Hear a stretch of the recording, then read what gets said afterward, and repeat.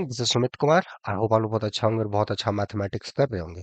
आज की वीडियो में हम लोग ये जो एक एडवांस का प्रॉब्लम है आईटीवी का, उसको हम लोग सॉल्व करने वाले हैं। ठीक है। पिछली बार कुछ एक दो दिन पहले हमने इसका सॉल्यूशन डाला था, राइट। और बहुत सारे स्टूडेंट ने उस पे कमेंट किया, रिक्वेस्ट किया कि सर इस क्वेश्चन में भी दिक्कत है, इस क्वेश्चन में भी दिक्कत है, तो इसको थोड़ा सा आप हेल्प करें, है ना। तो बहुत लोगों को वीडियोस पसंद आया था। जो मेरा पहला वीडियो था इस बार एडवांस का, वो भी एक हमारे स्टूडेंट ने ही पूछा था, जो किसी आईआईटी के किसी कोचिंग में पढ़ा रहे हैं, वहीं से पढ़ के गए हैं। तो आ, फिर उन्हीं के कुछ स्टूडेंट ने ये भी पूछा है, और दो तीन क्वेश्चन कैसे लाइन लगे हुए हैं जिनको हम लोग डिस्कस करेंगे। तो होपफुली ये वीडियो जो स्टूडेंट्स +2 में है या आईआईटी के बारे में सोच रहे हैं, ऐसे भी इम्पोर्टेंट जिनको मैथमेटिक्स में प्ले करना, उसके साथ खेलना अच्छा लगता है, शायद ये वीडियो उनको उस सेंस में हेल्प करे। ठीक है। तो चलिए पहले हम लोग क्वेश्चन देखते हैं, क्वेश्चन क्या है और इस टाइप के क्वेश्चंस को हमें कैसे अप्रोच करना चाहिए। ओके। तो पहले क्वेश्चन देखते हैं। क्वेश्चन जो हमें पूछा गया है, हमें बोला गया कि consider this matrix P, it's a diagonal matrix and transpose of a matrix is defined, then the number of 3 cross 3 invertible matrices Q with the integer entries. ये इंपॉर्टेंट, विथ इंटीजर एंट्रीज कितने होंगे 3 cross 3 के matrices Q जिनकी entry integer होगी, such that Q inverse Q transpose के बराबर। Q transpose Q inverse के बराबर मतलब हो गया कि Q is orthogonal matrix, real orthogonal, and P U equal to Q P होना चाहिए। इज उसके चार चॉइस दे रखे हैं। ठीक है। तो हमारे पास क्वेश्चन क्या है। क्वेश्चन बड़ा ही सिंपल सा है, राइट। सो गिवन क्या है, हमारे पास दो तीन चीजें गिवन है, राइट। हमारे पास एक मैट्रिक्स दे रखा है पी, जो कि एक डायगोनल मैट्रिक्स है। ठीक है। So it's a diagonal matrix जिसकी एंट्रीज है दो दो तीन। ओके। और एक आपने हमें रियल ऑर्थोगोनल मैट्रिक्स क्यू दे रखा है, right. Q Q transpose is identity, and Q Q transpose, ये हमें एक मैट्रिक्स दे रखा है such that P cube equal to Q P हो रहा है। तो हमें फाइंड करना है ऐसे कितने क्यू होंगे, कितने ऐसे रियल ऑर्थोगोनल मैट्रिक्स होंगे जो इसको सेटिस्फाई करेंगे। साथ ही साथ ये भी इंपॉर्टेंट है कि जो क्यू के एंट्रीज आ रहे हैं वो इंटीजर्स आ रहे हैं, राइट। क्यू जो हमारा मैट्रिक्स है जिसको हमने लिखा है, लेट्स से अगर हम लोग इसको अपना ABCDEF GHI में लिख रहे हैं, तो ये सारे एंट्री इंटीजर्स आ रहे हैं। ठीक है। ये सारे एंट्रीज इंटीजर्स हैं। तो हमें ये पूछा गया है कि कितने ऐसे चॉइसेस होंगे। ठीक है। तो बड़ा ही सिंपल सा क्वेश्चन है। तो चलिए देखते हैं कैसे इसको अप्रोच करना है। तो solution, how one should approach. ठीक है। क्या हमारा थिंकिंग प्रोसेस हो इस टाइप के प्रॉब्लम्स को बनाने के लिए। ठीक है। ऐसे सोचे, राइट। क्या थिंकिंग प्रोसेस देखो। सो पहला, आपको जो ऑर्थोगोनल मैट्रिक्स है वो आपको देखना है कितना है, जो कि particular given 3 cross 3 diagonal matrix के साथ कम्यूट कर रहा है, राइट। पहले तो ऑर्थोगोनल मैट्रिक्स का कुछ आपको प्रॉपर्टीज पता होना चाहिए कि ऑर्थोगोनल मैट्रिक्स होता क्या है, राइट। तो जस्ट लेट मी रिकॉल। अगर कोई भी आप n क्रॉस n का भी दोगे ऑर्थोगोनल मैट्रिक्स, राइट, यहाँ क्यू नोटेशन यूज किया है, कोई बात नहीं। तो क्यू अगर आपने लिखा है, ये मान लो ए आई जे, राइट। ये आपने अगर हमें 3 क्रॉस 3 के टर्म में दिया हुआ है, राइट। तो ये ऑर्थोगोनल है, दिस इज ऑर्थोगोनल। तो क्या होता है, इसका जो कॉलम वाइज, जिसको आप अगर इसको रो वाइज देखोगे, तो रो वाइज जो इसका सम ऑफ स्क्वायर्स होंगे, राइट। रो वाइज अगर जाओगे, a i j square, right, j from 1 to 3, right, this would be 1 for i equal to 1 2 3। और साथ ही साथ एक रो को किसी दूसरे रो के साथ गुना करोगे तो उसका प्रोडक्ट जीरो होगा। कोई भी दो रो लोगे, डिफरेंट रोज, उन दोनों को गुना करोगे and then you will add it, value will be zero. ठीक है। J from 1 to 3। ठीक है। तो ये बोला जाता है कि जो मैट्रिक्स है, जो आपने मैट्रिक्स लिखा है 3 क्रॉस 3 का, ऑर्थोगोनल होने के लिए जो रो वाले वेक्टर्स हैं, या सेम थिंग फॉर कॉलम्स, ठीक है, रो वाले जो वेक्टर होते हैं वो यूनिट वेक्टर होते हैं। साथ ही साथ यूनिट ही नहीं इनफ है, इन दोनों का जो प्रोडक्ट होगा कंपोनेंट वाइज, जिसको डॉट प्रोडक्ट आप बोलते हो या स्टैंडर्ड भाषा में, और इनर प्रोडक्ट बोलते हो, वो मेरा जीरो होना चाहिए। ठीक है। तो ऐसा कोई मैट्रिक्स होता है जिसको मैट्रिक्स हम बोलते हैं ऑर्थोगोनल। दिस इज इफेनॉलिक प्रॉपर्टी है, ठीक है। ये अगर है डेफिनेशन से तो ये प्रूव कर सकते हैं, ये है तो वहां पे जा सकते हैं। हमने रो वाइज लिखा है, इसको आप कॉलम वाइज भी जा सकते हैं, ठीक है। ये सब चीज आपको एग्जाम में लिखने की जरूरत नहीं है, थोड़ा समझना है। पहली बार अगर चीजें सीख रहे हैं तो थोड़ा देखना है कि क्या भैया ऑर्थोगोनल मैट्रिक्स है क्या, क्या चीजें हैं इसके पीछे, क्लियर हो जाए चीजें, ठीक है। बस इसी पे गेम है, बस ये प्रॉपर्टीज, इसी पे गेम है, गुना करना है और इसका ये प्रॉपर्टीज देखना है और काम कर लेना। अब चूंकि यहाँ पे इंटीजर एंट्रीज दे रखा है, मैट्रिक्स की एंट्री इंटीजर्स है, तो आपको पता है किस इंटीजर का सम ऑफ स्क्वायर्स 1 हो रहा है, तो आपको चॉइसेस पता है क्या आएंगे नहीं आएंगे, तो इजीली हम लोग कैलकुलेट करते हैं। चलिए क्वेश्चन पे आ जाते हैं। यहाँ पे जो पी दिया हुआ है, पी हमें दे दिया गया है, it's a diagonal matrix. Q को हम लोग स्पेसिफिकली मान लेते हैं, हाँ, let's say A1 B1 C1, A2 B2 C2, ठीक है, A3 B3 C3, right. Okay, तो if you look at this PQ, तो जब इस डायगोनल को इसके साथ गुना करोगे तो फर्स्ट रो जो होगा वो 2 से गुना हो जाएगा, 2 of A1, right, 2 of B1, 2 of C1। Second row B2 से गुना हो जाएगा, 2 of A2, 2 of B2, 2 of C2।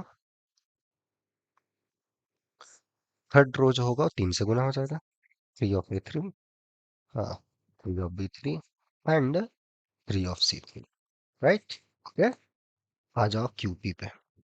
QP अपना क्या है, इस Q को जब P से गुना करोगे तो इसका जो अपना हर कॉलम होगा वो 2 से गुना होगा, हर कॉलम ये 2 से, और ये लास्ट वाला कॉलम 3 से गुना होता जाएगा, राइट। इसको जब गुना करोगे you will get it, right, सब कुछ।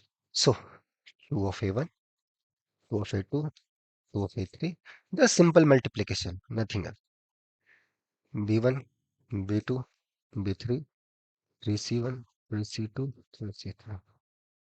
नाउ अब आपने PQ और QP दे रखे हैं, PQ इक्वल टू आपने QP दे रखा है, तो यहाँ से हम लोग देखें और कंपेयर करें, अगर ये दोनों चीजें बराबर हैं तो 2C1 equal to 3C1, 2A1 equal to T1, बढ़िया बात, 2B1 इक्वल टू 2B1, ये भी बढ़िया बात है, 2C1 इक्वल टू 3C1, तो वहां से आ गया C1 equal to 0, 2C2 equal to 3C2, right, 2C2 equal to 3C2, तो अपना C2 भी 0 हो गया, 3C3 equal to 3, 3A3 equal to 2A3, अपना A3 भी 0, राइट, और 3B3 इक्वल टू 2B3, तो B3 भी 0, याद है।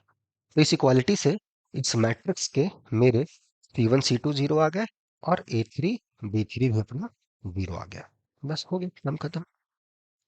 सो हमारा जो मैट्रिक्स है वो ऐसा कुछ रहा, A1 B1 0, A2 B2 0, A3 B3 C3। अब हमें क्या पता है, चूंकि ऑर्थोगोनल है तो रो के स्क्वायर का सम 1 चलेगा, B2 का स्क्वायर का सम 1 चलेगा, C3 के स्क्वायर का सम 1 चलेगा, साथ ही साथ इन दोनों का इनर प्रोडक्ट, इन दोनों का डॉट प्रोडक्ट, वो भी 0 चलेगा। ये है, आपको इंटीजर्स ढूंढने हैं, कितने इंटीजर्स हैं, जहां ये A1 B1 A2 B2 C3 ये सब इंटीजर्स है, तो आपको पता है कि सम ऑफ टू इंटीजर्स, ये हमें जनरल पता है कि A स्क्वायर अगर B स्क्वायर 1 हो रहा है, दीज आर इंटीजर्स, है ना। तो आपको पता है दो इंटीजर के सम का स्क्वायर्स, ये 1 ये 0 ये 0 ये 1, ये का तरीका है।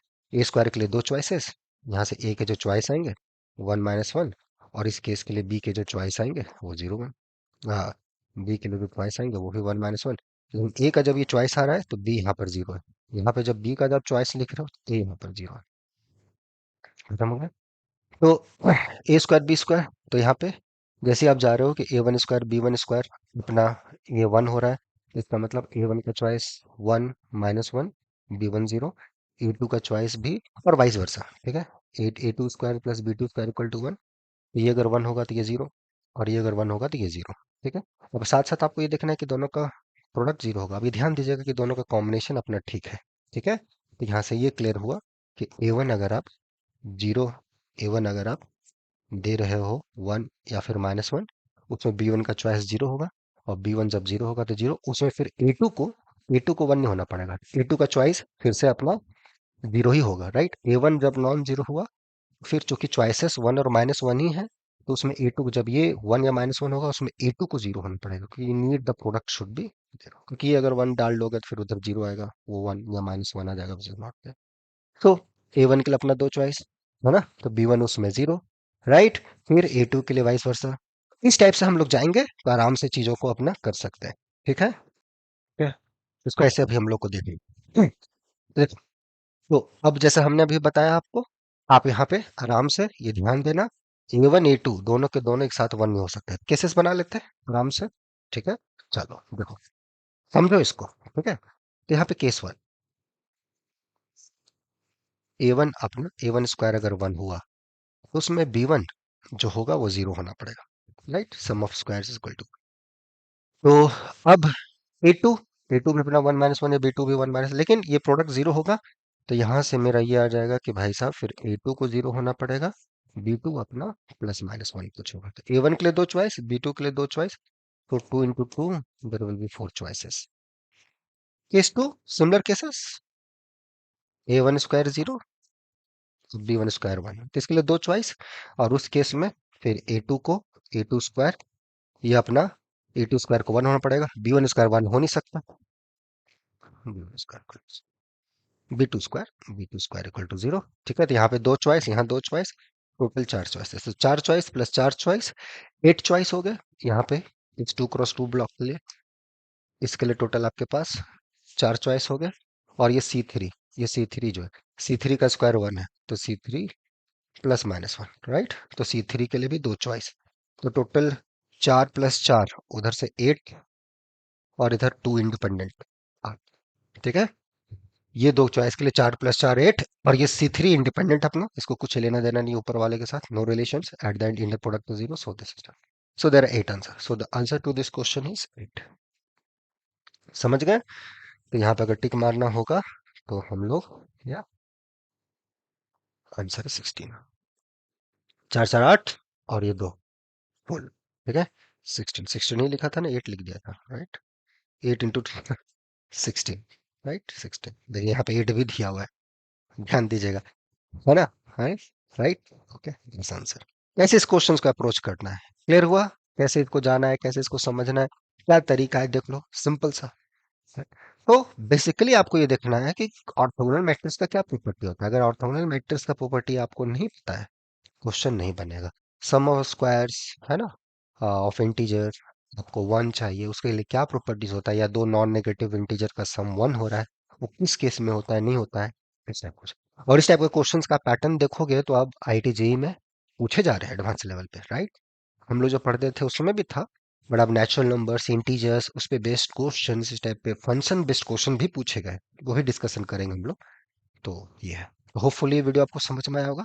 कोई अगर आपको लगता है कि कहीं पे और सुधार की जरूरत है, या आपने इसको सही बनाया या गलत बनाया, आप कमेंट सेक्शन में बता सकते हैं। ठीक है, तो चलिए नेक्स्ट वीडियो में फिर हम लोग मिलेंगे। Till then enjoy the subject, take care.